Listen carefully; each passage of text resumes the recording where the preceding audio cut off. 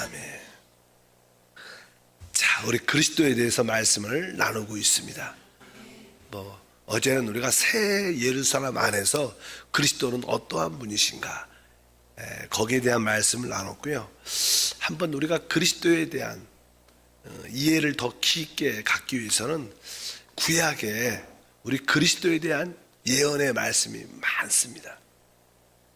구약의 대부분 주제가 다시 우리에게 오실 그리스도에 대한 예언의 말씀인데, 그러면 그 예언의 말씀이 어떠한 말씀이 있고, 또한 한편적으로 어떻게 그 예언의 말씀이 성취되었는가, 거기에 대해서 한번 어떤 말씀들이 있는가.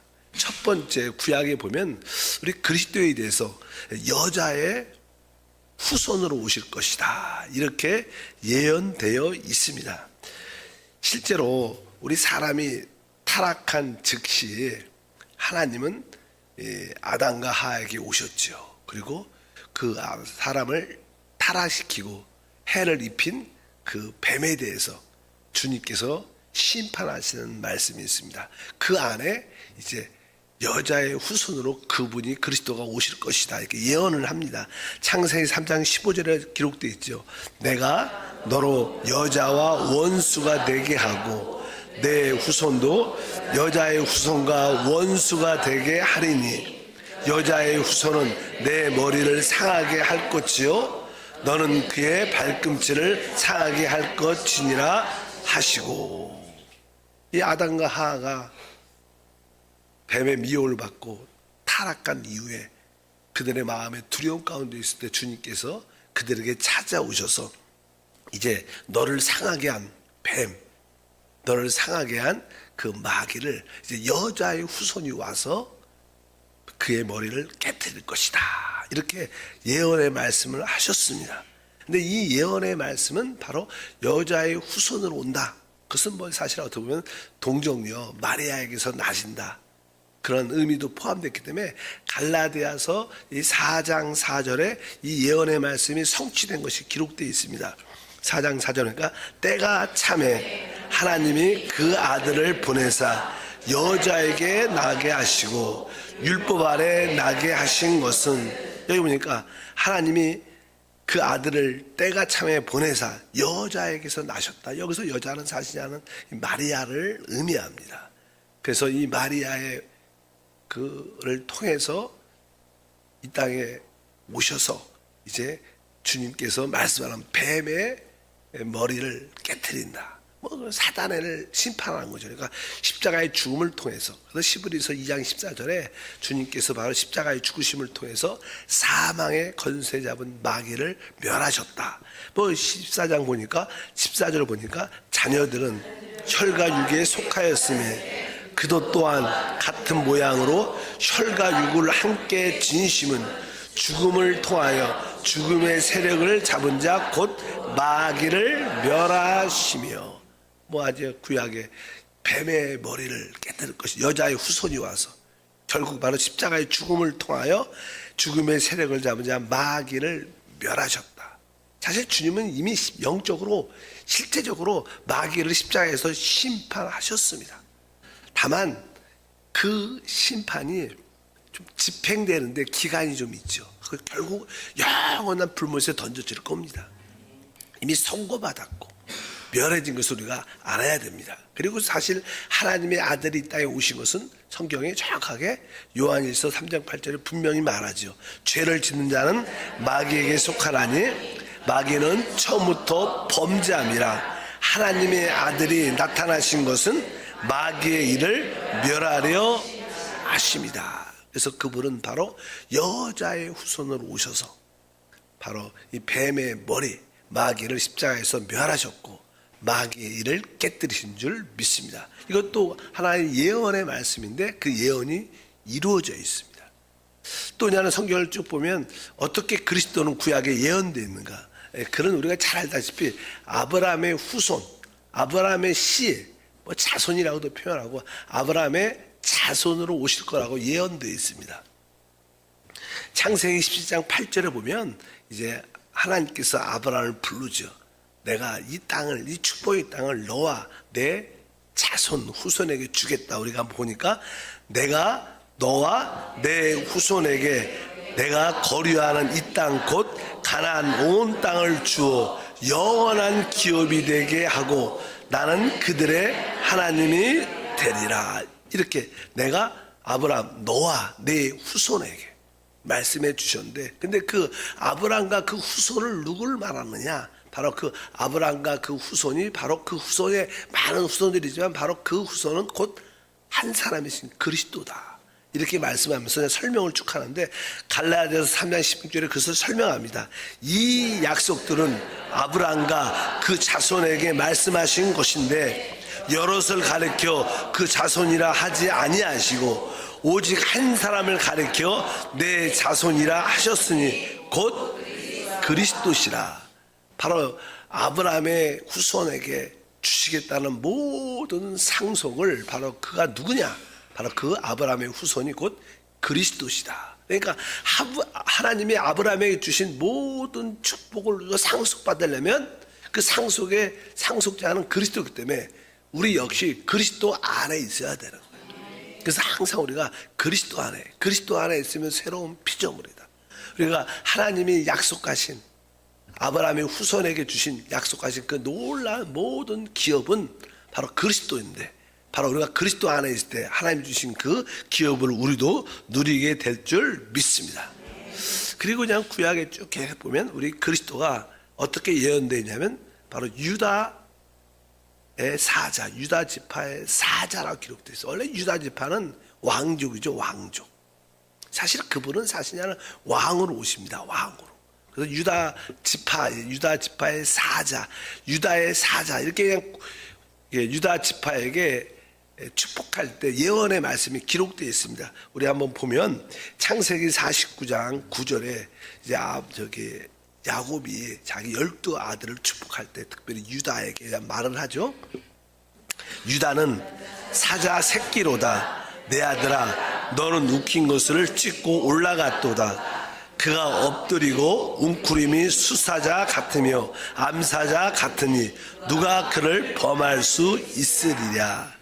사실 이 구절의 이 예언은 바로 그리스도를 사자 새끼, 여기 보니까 수사자 암사자 같다 이렇게 말씀합니다. 그러니까 먹이를 움킨 것을 찢고 올라갔다. 여기서 사실 그 사자가 그 움킨 것을 이것은 사실은 마귀를 이렇게 붙잡아 패배시키고 그를 붙잡고 다시 올라갔다는 것은 영적으로 나는 셋째 하늘에 올라갔다는 그런 뜻을, 지금 그리스도가 셋째 하늘에 하나님 오른편에 계시죠. 그런 의미로 이게 예언의 말씀입니다. 이 유다의 사자가 누구신가? 그리스도를 예표하는데 그분이 바로 십자가의 죽음을 통해서 마귀를 끝내고 또 마귀에게 붙잡혔던 우리를 다 붙잡고 어떻게 해요? 이제 하늘로 올라가 또 우리를 교회로 주셨다. 이런 의미를 사실 성경에 기록되어 있습니다. 그래서 이런 예언의 말씀들이 계시록 5장 5절을 보면 유다 지파의 사자 그런 표현들이 기록되어 있어요. 장로 중에 한 사람이 내게 말하되 울지 말라.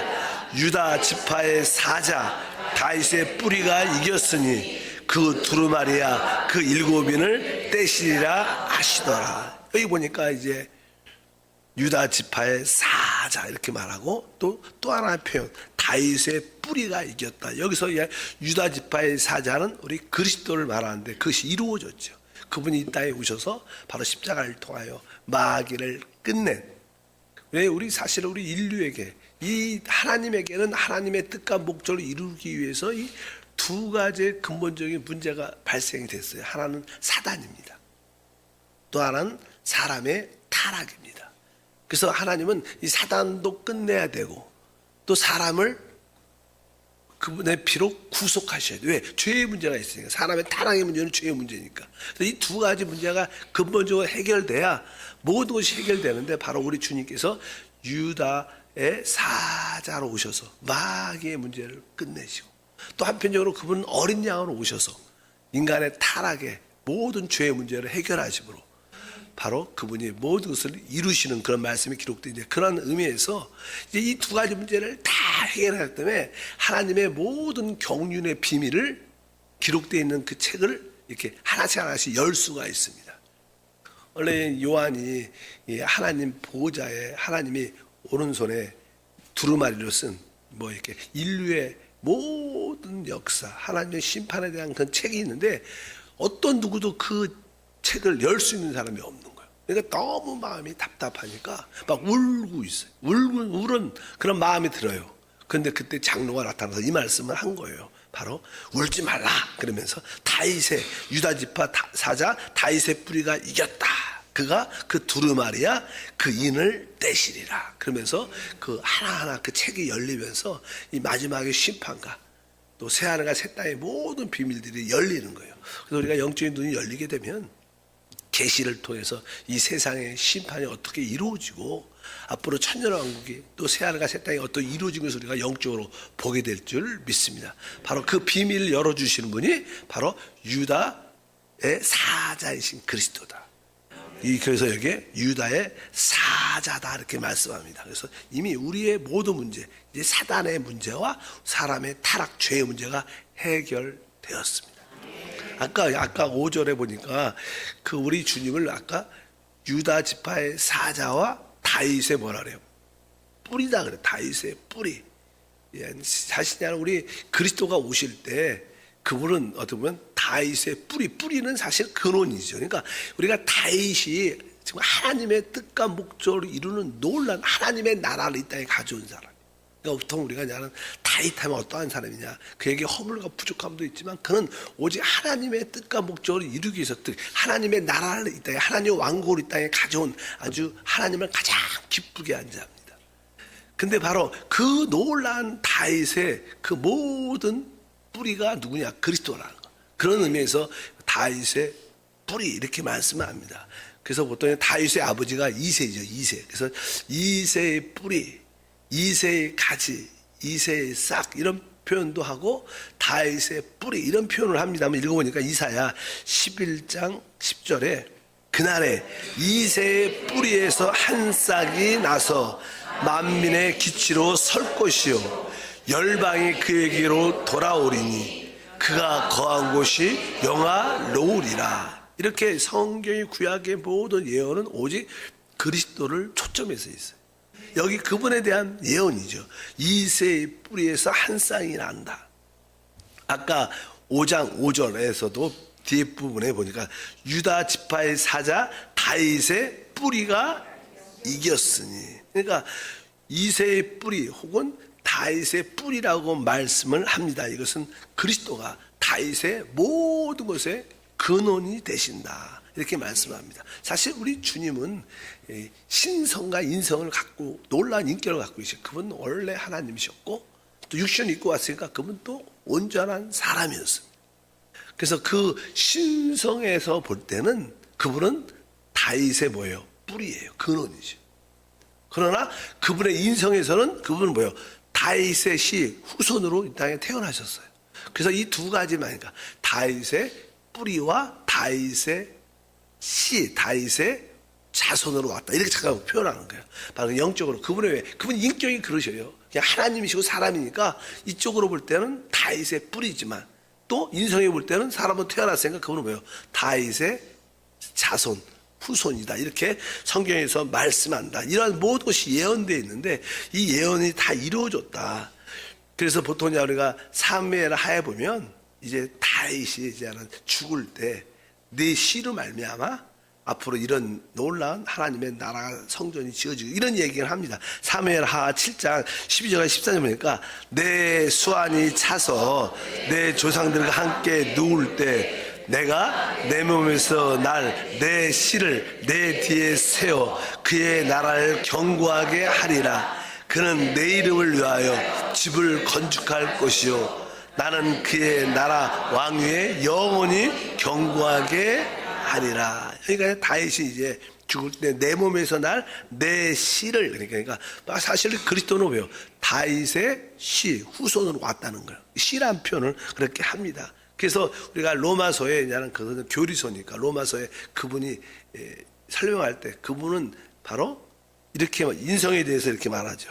그의 아들의 로마서 1장 3절에 그 아들에 관하여 말하면 육신으로는 다윗의 혈통에서 그 다윗의 씨에서 태어났다.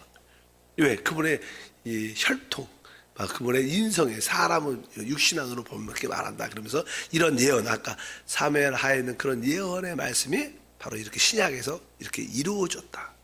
이렇게 말씀합니다. 그래서 육신으로 말하면 그분은 다윗의 혈통, 다윗의 씨를 통해서 이 땅에 오셨다. 이렇게 말씀합니다.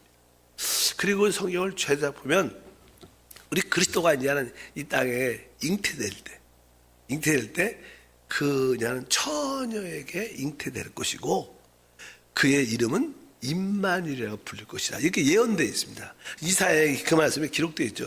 이사야 7장 14절에 그러므로 주께서 친히 징조를 너희에게 주실 것이라. 보라, 처녀가 잉태하여 아들을 낳을 것이요 그의 이름을 임마누엘이라 하리라. 이 예언의 말씀이 신약에서 그대로 이루어지죠. 그래서 이제 그 신약에 있는 마태복음 1장 23절에 그 이루어진 말씀이 보라, 처녀가 잉태하여 아들을 낳을 것이요 그의 이름은 임마누엘이라 하리라 하였으니 그의 이름을 번역한즉 하나님이 우리와 함께 계시다 함이라. 바로 이 우리 그리스도는 처녀에게서 나실 것이고 그것이 사실 동정녀 마리아에게 나셨고 성령으로 잉태되셨기 때문에 그리고 그분은 결국 사람들에게 임마누엘이라고 부를 것이다. 임마누엘은 뭐예요? 하나님이 우리와 함께 하시다는 뜻입니다. 그러니까 원래 우리 그리스도는 하나님이시지만 어떤 하나님이신가? 우리와 함께 하시는 하나님이라. 보통 우리가 하나님 이야기는 많이 하지만 그분이 객관적인 하나님이죠. 근데 우리 그리스도는 하나님이시면 어떤 하나님? 바로 나와 우리와 함께 하시는 하나님. 바로 그분이 바로 그리스도인 줄 믿습니다. 우리가 그리스도를 부를 때마다 나와 늘 함께 하시는 하나님이시다. 이분이 나의 하나님이신 줄 믿습니다. 그래서 이렇게 이한 예언도 그대로 이루어졌다. 근데 그분은 알다시피 실제로 이렇게 잉태되고 임마누엘로 불릴 것이지만 그분은 어디서 태어나느냐? 우리가 잘 알다시피 구약 성경에 베들레헴에서 태어난대요. 원래 그분은 나사렛에서 잉태되셨어요. 근데 그때 로마 황제가 인구 조사하려고 자기 고향에 들어가서 다 호적을 하라. 갖고 그 요셉과 마리아가 자기의 고향 베들레헴으로 가서 호적할 때 그때 출생을 하게 됩니다. 이것도 다 하나님이 모든 환경을 안배하는 거예요. 이 세상의 모든 정치, 경제, 모든 시대적인 현상이란 모든 것은 바로 하나님의 백성들을, 하나님의 자녀를 세우기 위한 하나님의 역사입니다. 지진이 일어나고, 전쟁이 나고, 경제적으로 어렵고, 좋은 일도 있겠지만, 이런 일들은 다 결국 우리 믿는 하나님의 자녀를 위한 역사예요, 사실은. 모든 이 황제가 호적을 왜 해라 그랬어요. 하나님의 예언의 말씀이 이루어지도록. 마찬가지로 여러분에도 하나님이 택하셨죠, 부르셨죠. 여러분에 대한 예언의 말씀이 다 있습니다. 그래서 여러분을 위해서 작정하신 그 일을 하나님은 다 하시려고 환경도 이렇게 만드신 거고, 또 우리 교회 입장 같은 경우는 이렇게 또 임시 성전에 왔다, 또 성전도 건축하는 이런 과정이 다 하나님의 안배다.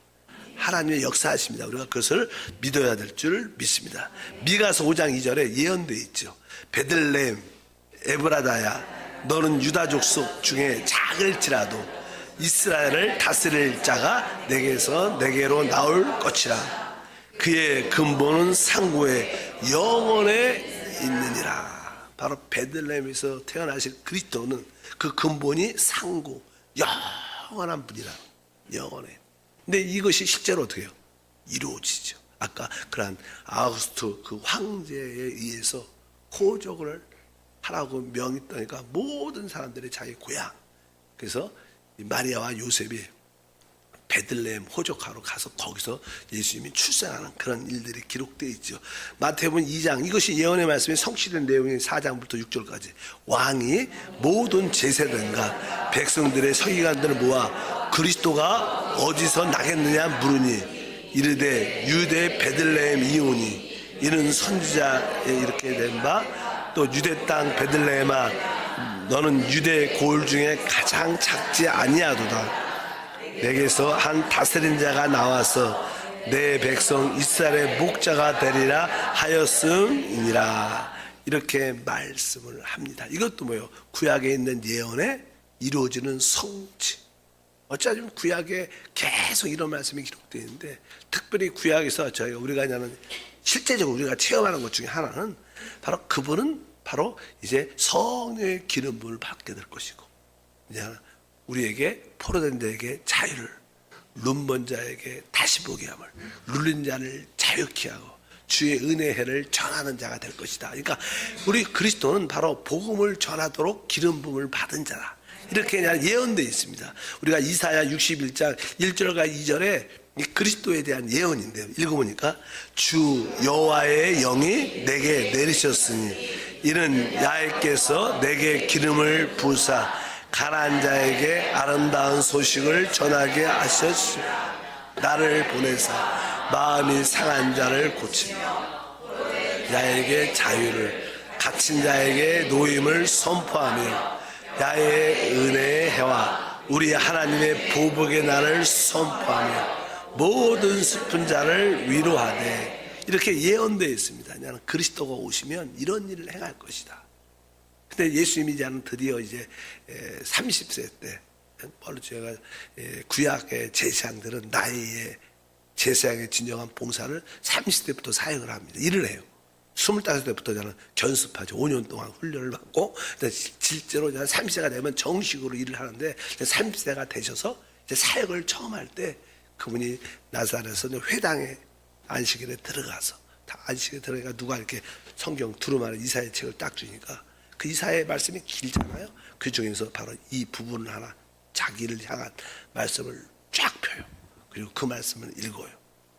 한번 그 말씀이 이제 누가복음에 기록되어 있죠. 4장 18절과 19절에 이 말씀을 읽지오냐. 회당에 있는 많은 사람들 앞에서 주의 성령이 내게 임하셨으니 이는 가난한 자에게 복음을 전하게 하시려고 내게 기름을 부으시고 나를 보내사 포로된 자에게 자유를, 눈먼 자에게 다시 보게 함을 전파하며 눌린 자를 자유롭게 하고 주의 은혜의 해를 전파하게 하려 하심이라. 바로 이 이사야에 있는 그 말씀을 사람들 앞에서 쫙 읽고, 이 말씀이 너희 귀에 응하였느니라, 이렇게 말씀을 하시면서 사역을 시작하십니다. 그래서 이 모든 말씀이 이 그리스도에 대한 예언의 말씀, 사실 그분이 하시는 사역은 뭐예요? 오늘 말씀해 보니까 바로 주의 성령입니다. 그분 기름 부음을 받았다는 거예요. 그러니까 우리가 그리스도라는 뜻은 뭐예요? 하나님의 목적을 위해서 기름을 부음을 받은 자라는 뜻입니다. 그리스도라는, 그러니까 그리스도는 뭐예요? 하나님의 뜻과 목적을 이루시기 위해서 기름 부음을 받은 자이기 때문에 바로 이 주의 성령이 그분에게 임했다, 이렇게 말씀을 하고, 하나님의 뜻과 목적인데 그분의 주된 사역이 뭐냐? 바로 가난한 자에게 복음을 전하게 하시려고. 복음을 전한다. 복음은 뭐예요? 유앙겔리온이라는 그런 단어인데 아주 기쁜 소식입니다. 진짜 우리 가운데 가장 기쁜 소식이 실제로 뭘까? 사실 우리는 여기에 뒤에는 우리가 죄에 묶여 있고 사단에 묶여 있고 영원한 멸망 가운데 있는 우리에게 참된 생명의 복음을 전하는 것입니다. 근데 사실 진짜 좋은 것은 뭐냐면 하늘의 것을 아는 게 좋은 거예요. 진짜 영적인 것을 아는 게 진짜 좋은 거예요. 거룩한 신성한 것을 아는 게 진짜 좋은 거예요. 이것이 진짜 복음이에요. 우리가 세상에 아무리 좋은 집이 있고 좋은 직장과 뭘 가졌어도 다 이게 사라질 것이, 다 지워지는 것. 그러나 진짜 좋은 것은 하늘의 것, 영적인 것, 신성한 것, 이런 것을 볼 수 있도록 해주는 게 진짜 사역인데, 우리 주님은 바로 그런 참 정말로 가난한 자에게 진짜 이러한 복음, 가장 기쁜 것을 전하는 겁니다. 우리가 사실 죄와 마귀의 세상에 붙잡혀 있으니까 이런 것들을 볼 수가 없죠. 눈이 멀었기 때문에. 그래서 주님이 바로 이러한 일을 하기 위해서 예언되어 있는데 드디어 그 예언이 이루어지는, 주님은 복음을 전파하실 때마다 사람들의 영적인 눈을 열어주고, 또 이렇게 죄의 종, 포로되어 있죠. 우리가 다 죄에서부터 우리를 또 해방하고 영적인 눈을 열어주고, 또 모든 질병과 가난과 저주에 물려있는 우리를 해방하는 놀라운 은혜와 축복이 함께할 줄 믿습니다. 특별히 뒤에 보니까 뭐라고 하냐면 주의 은혜의 해를 전파하게 하려 합니다. 여기서 말하는 주의 은혜의 해는 신년을 말합니다. 신년. 사실 어떻게 보면 신년은, 진짜 신년은 신약 시대를 신년이라고 그래요. 신약 시대를. 이제 우리는 다음 천년왕국은 신년을 누리는 해고, 우리는 이 시대, 이 신약 시대, 우리가 사는 신약 시대에 우리는 뭐예요? 죄에서 자유함을 얻는 시간. 마귀로부터 자유함을 얻을 수 있는, 다 해방되잖아요. 우리가 모든 것으로부터. 그래서 이게, 야, 신약 시대, 그리스도가 우리에게 주신 이 은혜의 해라 그래. 그러니까 우리가 이 시대를 뭐래요? 은혜의 시대라, 은혜의 시대. 이거 은혜의 시대는 뭐예요? 신년이라는 거예요. 왜? 내가 죄에서 자유함을, 마귀의 포로에서 해방을, 모든 것이 회복되는 시간. 그래서 우리가 지금 어떻게 보면 이렇게 신년의 해, 주의 은혜의 해를 누리고 있는 줄 믿습니다. 그래서 여러분들이 교회 생활을 통해서 진짜 최고의 신년을 누리면 이제 다음이나 영원한 시대에 주님과 함께 최고의 왕노릇하는 삶이 될 줄 믿습니다. 그래서 올해가, 이 신약 시대가 뭐예요? 우리에게 은혜의 해, 신년의 해를 내가 누리고 있다. 앞으로 신년의 해를 내가 가면 누릴 것이다. 이게 아니고, 뭐 그런 의미도 조금 포함하겠지만 우리는 이미 이 교회 생활, 이 신년의 시대에 누림을 가져야 돼요. 그래서 내 이 교회 생활을 통해서 나의 모든 것이 다 회복된다.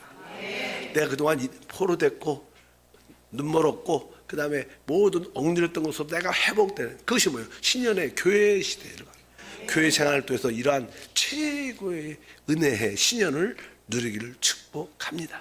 하나님 아버지 감사합니다. 다시 한번 구약 모든 성경은 그리스도를 예언하는 말씀입니다.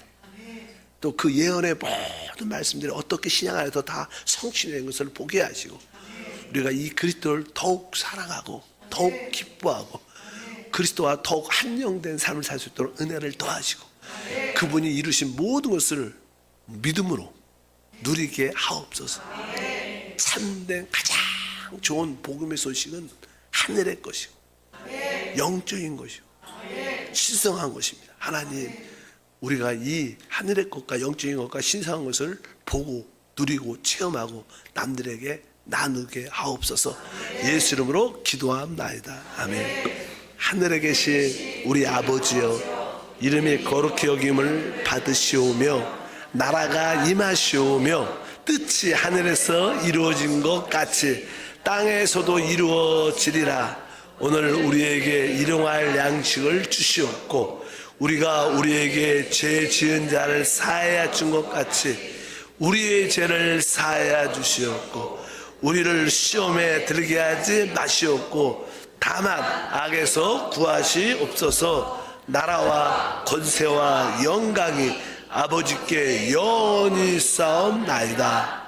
아멘. 다 같이 기도하겠습니다.